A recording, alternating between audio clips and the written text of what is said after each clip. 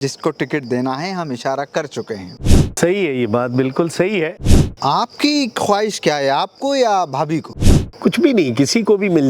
तो ये जो मुकाबला होगा सुनील जैन वर्सेस शैलेंद्र जैन, उसके लिए आप कितने तैयार हैं? भाई हमारा लड़ रहा हो और हमें उसके ही खिलाफ लड़ना पड़े तो दिक्कत तो होती है, थोड़ी नहीं बहुत तकलीफ होगी।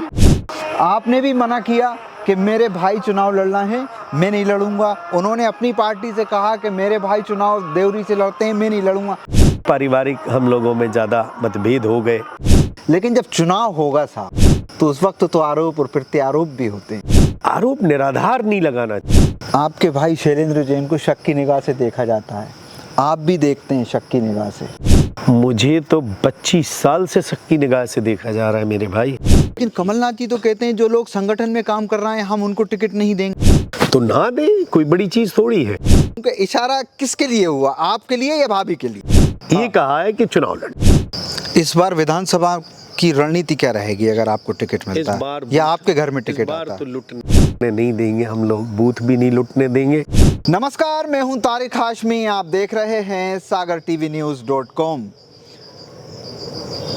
कांग्रेस धीरे धीरे अपनी पूरी तैयारियों में लगी हुई है और कमलनाथ जी जो मध्य प्रदेश के पूर्व मुख्यमंत्री हैं और इस वक्त जो है पूरी मध्य प्रदेश की कमान जो है उन्होंने अपने हाथ में ले रखी है। उन्होंने कहा है कि जिन लोगों को हमें टिकट देना है हम इशारा कर चुके हैं। मेरे साथ बात करने के लिए इस वक्त मौजूद हैं कांग्रेस के पूर्व विधायक, बड़े बिजनेसमैन सागर के, और इस बार सागर से विधानसभा से टिकट आर्थी सुनील जैन साहब। मैं बात करता हूं, बहुत स्वागत है भाई साहब सागर टीवी न्यूज़ पर आपका। धन्यवाद।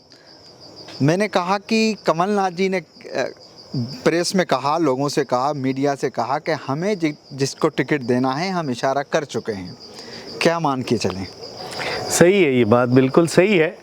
देखो, बात तो वो करते ही है जी।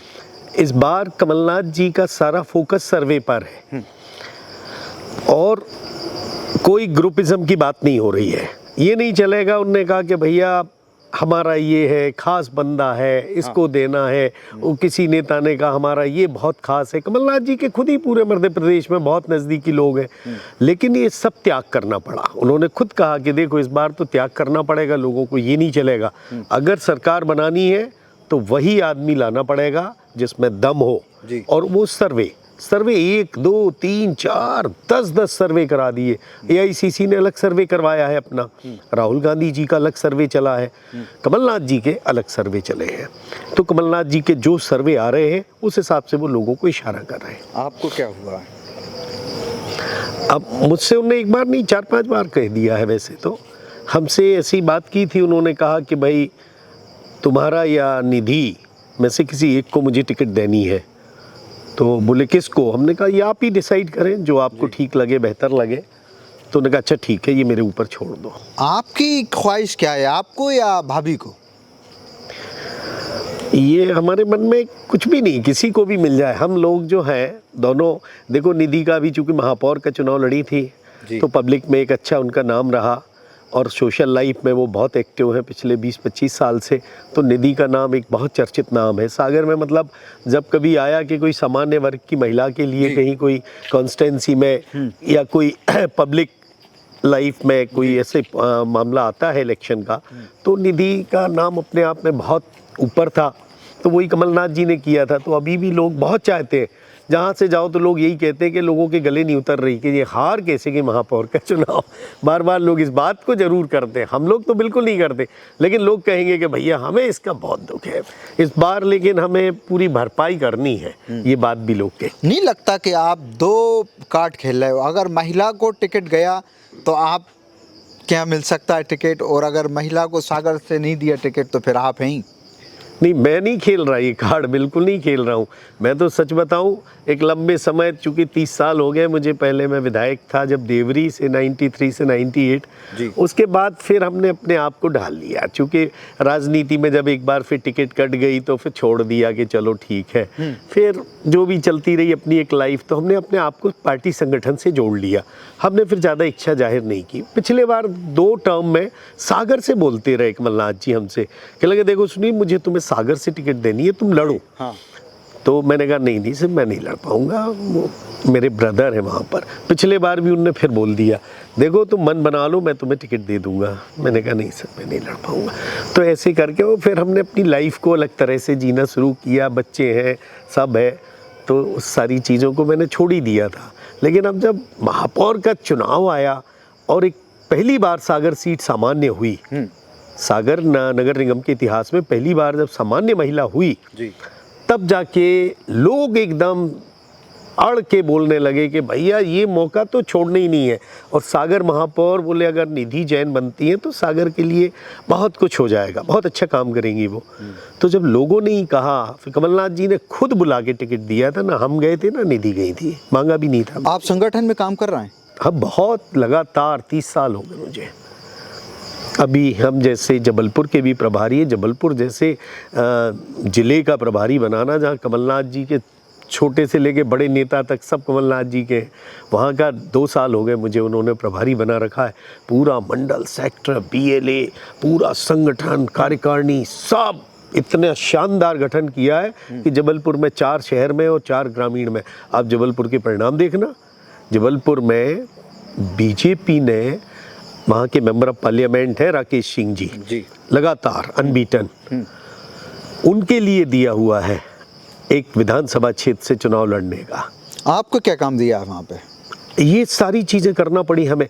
एक एक गांव में जितने हैं विधानसभा के, हर ब्लॉक में, पहले ब्लॉक में, फिर उसके बाद ब्लॉक से बढ़ के गाँव में, फिर वहाँ हमने प्रभारी बनाए, फिर मीटिंग्स रखवाई, चौपाल करवाए हम लोगों ने, उनमें बैठ के मंडल और सेक्टर के गठन। लेकिन कमलनाथ जी तो कहते हैं जो लोग संगठन में काम कर रहे हैं हम उनको टिकट नहीं देंगे। तो ना दे, कोई बड़ी चीज़ थोड़ी है।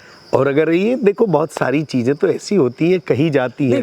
मेरी कई संगठन के पदाधिकारियों से बात हुई है, जिला अध्यक्षों से बात हुई, तो उनका कहना ये है।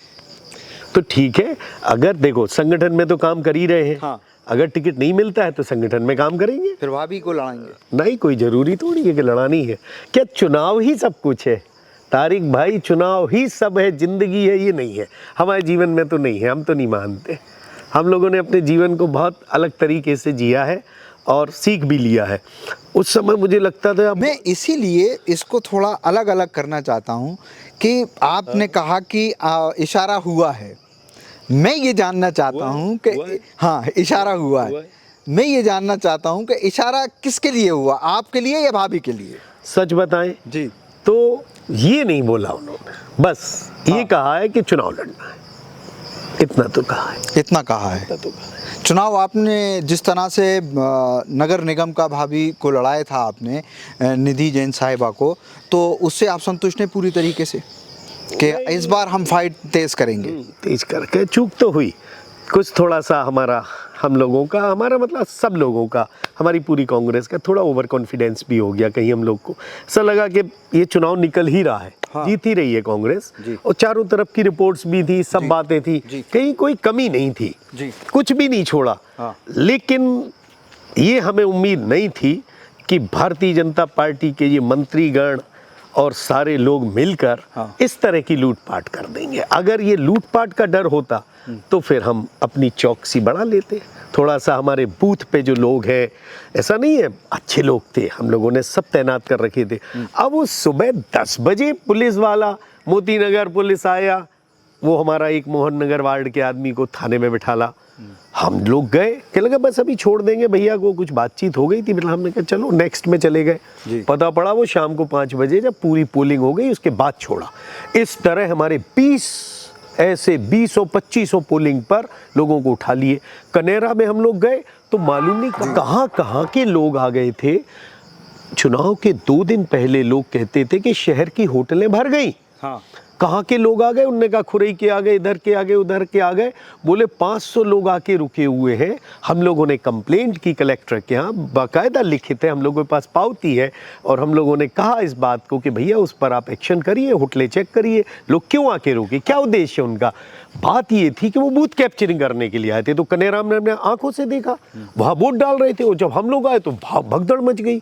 अब हम लोग एक जगह थोड़ी रुकते, वहाँ से हम लोग निकल गए और वहाँ पे वो सब हुआ। फिर वो अखबारों में हेडलाइन बनी, कन्हैया में बूथ कैप्चरिंग हुई। हम लोगों ने रीपोलिंग की भी मांग की थी। इस तरह बहुत सारे बूथ लुट गए थे। ये कारण रहा हम लोगों के हारने का। इस बार विधानसभा की रणनीति क्या रहेगी अगर आपको टिकट मिलता है या आपके घर में टिकट आता है? इस बार तो लुटने नहीं देंगे हम लोग, बूथ भी नहीं लुटने देंगे और कुछ भी नहीं होने देंगे। सब कुछ बहुत बेहतर तरीके से इलेक्शन लड़ा जाएगा। कोई भी लड़े कांग्रेस से, सवाल सुनील जैन, निधि जैन का नहीं है, कोई भी लड़ता है। हम लोग इतनी बढ़िया तैयारी करेंगे कि इस बार एक एक बूथ पर 10-10, 15-15 लोग तो पहले से ही पॉइंट रहेंगे। हम लोगों की वो सब तैयारी चल रही है और अच्छा खासा समय मिल जाएगा। तो सारे वार्ड्स में हम लोग पूरी तैयारी करेंगे। एक 25-25, 50-50 लोगों की टीम बनाएंगे। हाँ, इन सब का है। और घर घर हम लोग अच्छा सर्वे करेंगे और लोगों से संपर्क। एक बात बताइए कि कमलनाथ जी ने आपको इशारा किया, हमारे जैसे पत्रकार कह रहे हैं कि इस तरह का इशारा हुआ है।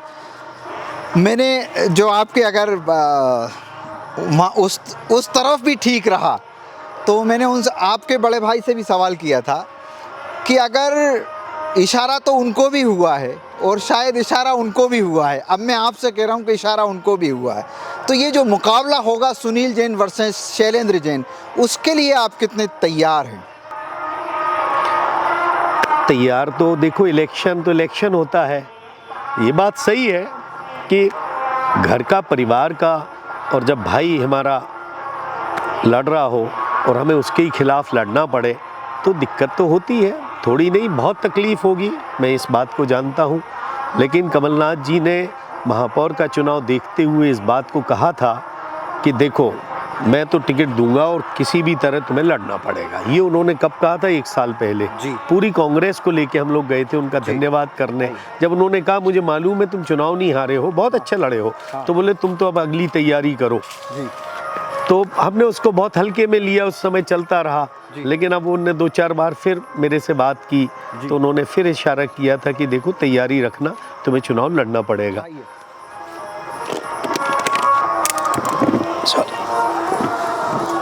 तो बात वही है कि अगर ये ऐसा मौका मिलेगा और काम करना पड़ेगा तो पार्टी के हित में कार्य किया जाएगा और चुनाव लड़ा जाएगा। माहौल क्या है इस बार सागर का? सागर का माहौल वही है जो पूरे मध्य प्रदेश का है और चारों तरफ कमलनाथ जी का नाम है। कांग्रेस की, कमलनाथ जी की एक विश्वसनीयता जनता के बीच में है और दूसरी तरफ शिवराज सिंह चौहान जी के प्रति लोगों की नाराज़गी है। लोग इस बात को कहते हैं कि आप जो घोषणाएं आज कर रहे हैं, ये घोषणाएं आप 18 वर्ष में पहले क्यों नहीं की आपने? आप 2-3 साल पहले भी कर सकते थे, आपको मौका था। लेकिन आपने आज जाके तुम कहोगे कि हम तुम्हारे लिए 1250 रुपये लाडली लक्ष्मी को दे रहे, हम अब गैस सिलेंडर पर भी विचार कर रहे, हम बिजली पर भी विचार कर रहे।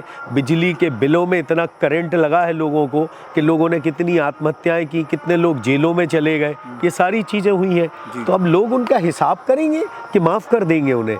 अब लोग जब गैस का सिलेंडर कांग्रेस शासन में 650 रुपये में मिलता था जब मनमोहन सिंह जी प्राइम मिनिस्टर थे, आज तुम जाके गैस का सिलेंडर कितने का दे रहे यार?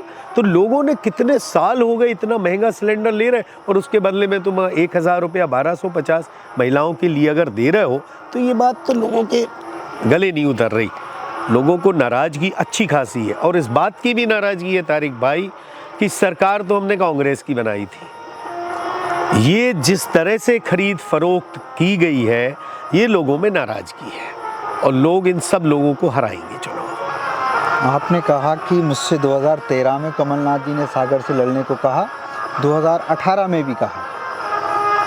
शैलेंद्र जी से जब मैंने सवाल किया था कि आप के घर में अगर मुकाबला होगा कितने तैयार होंगे, तो उन्होंने कहा था कि हम लोगों ने एक कार्य क्षेत्र अलग कर लिया था, हमसे कहा था कि देवरी चले आओ, तो मैं देवरी नहीं गया था लड़ने के लिए। आपने भी मना किया कि मेरे भाई चुनाव लड़ना है, मैं नहीं लड़ूंगा। उन्होंने अपनी पार्टी से कहा कि मेरे भाई चुनाव देवरी से लड़ते हैं, मैं नहीं लड़ूंगा। लेकिन ये 2020 के बाद ऐसा क्या हुआ कि सुनील जैन और शैलेंद्र जैन अब अपने आमने सामने आ गए?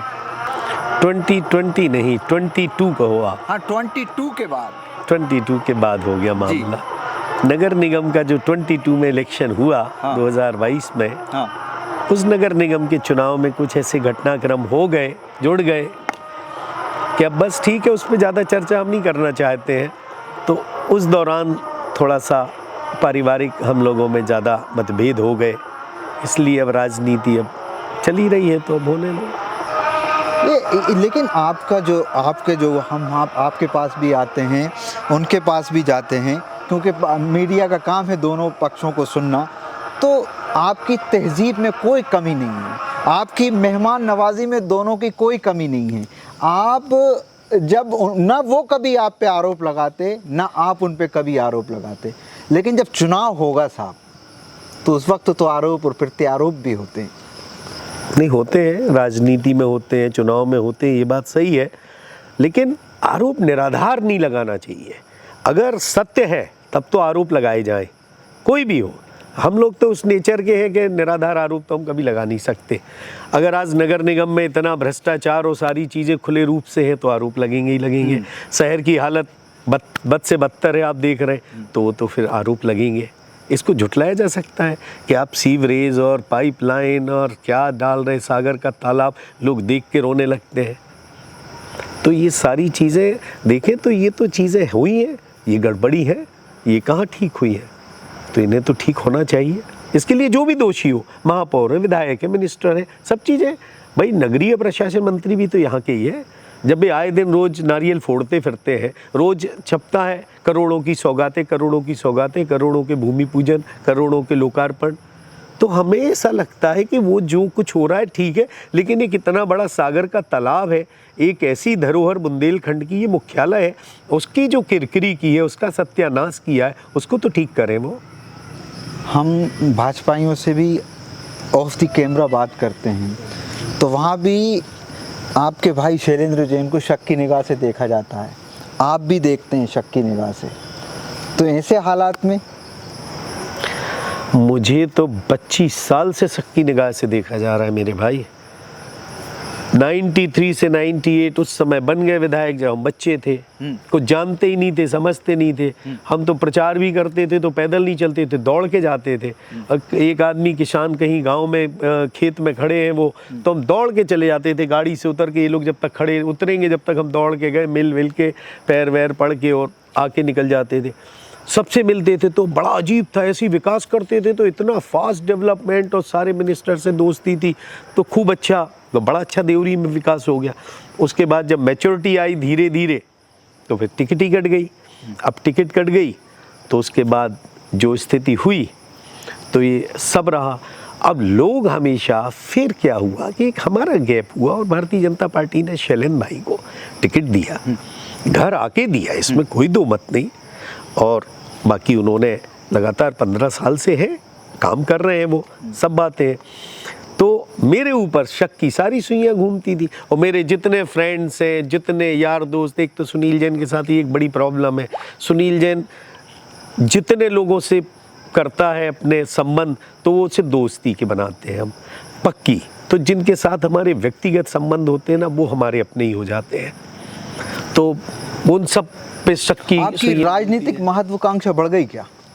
नहीं, कुछ नहीं कहा है कि राजनीति। आप सोच रहे होंगे कि इस बार कांग्रेस की गवर्नमेंट आएगी और शायद कमलनाथ जी मुख्यमंत्री बनेंगे, और फिर उसके बाद क्या होगा कि जो लोग इस बार चुनाव जीत गए वो आने वाले वक्त में कांग्रेस के बड़े नेता होंगे।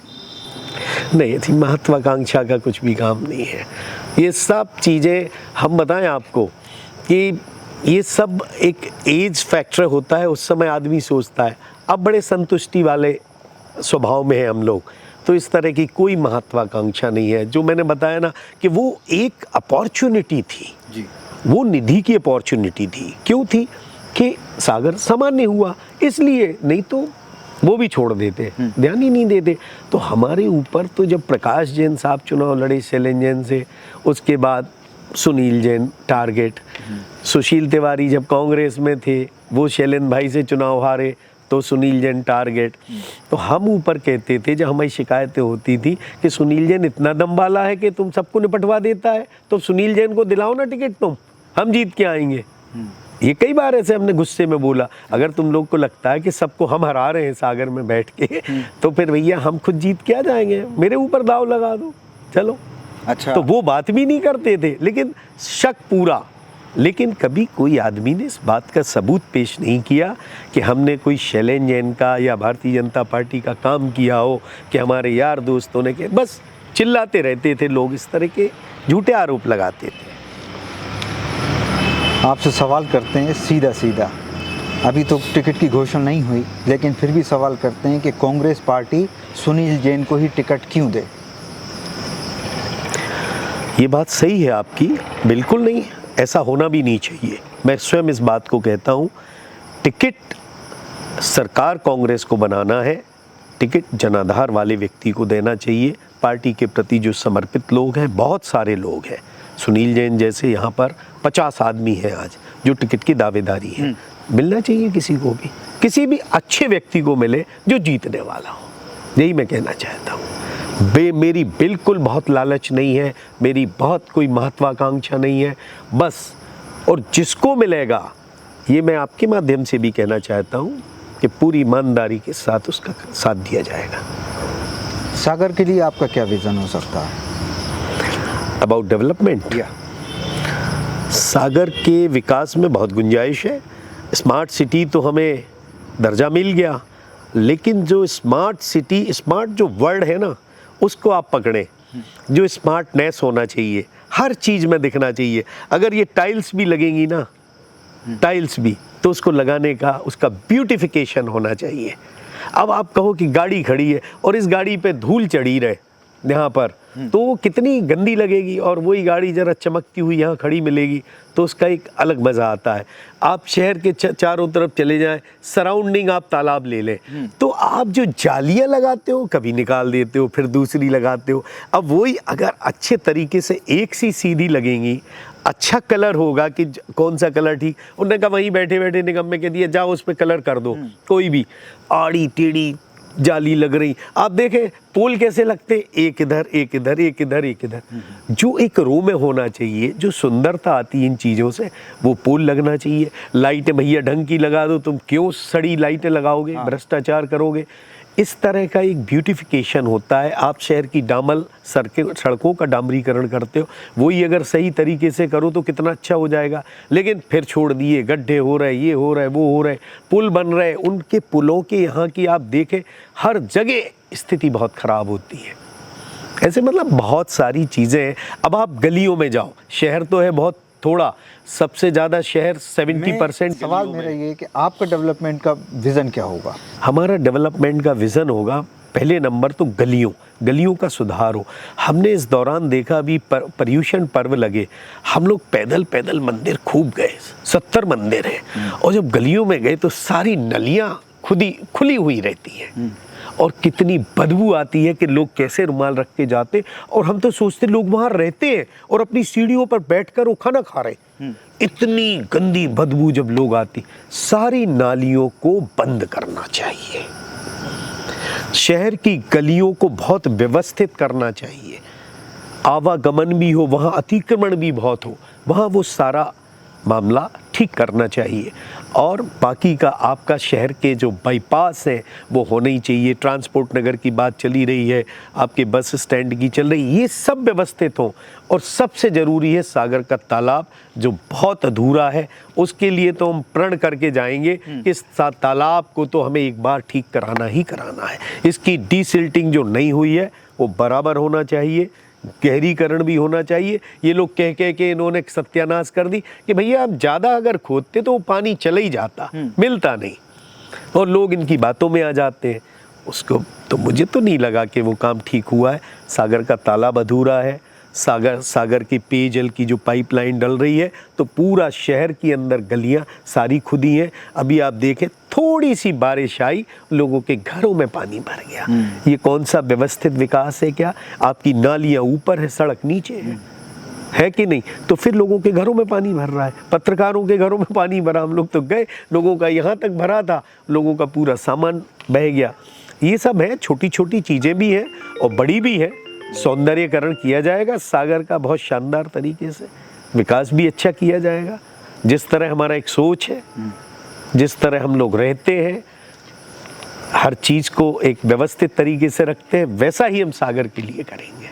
सुनील जैन साहब, आपने वक्त दिया, बहुत बहुत शुक्रिया। आपका विज़न जो आप लेकर चल रहे हैं, आप उसमें कामयाब हों, बहुत बहुत शुक्रिया। सुनील जैन साहब कांग्रेस पार्टी से सागर विधानसभा से जो टिकट मांग रहे हैं, उन्होंने कहा कि टिकट जिसे भी मिलेगा वो भरपूर काम करेंगे। उन्होंने अपने पारिवारिक रिश्तों को लेकर भी खुलकर बात की। उन्होंने कहा कि जो आरोप मेरे भाई पे लग रहे हैं वही 25 साल तक मुझ पर लगते रहे। इस पेशकश में इतना ही। अपना, दोस्तों, रिश्तेदारों और आसपास के सभी लोगों का बहुत ख्याल रखिएगा।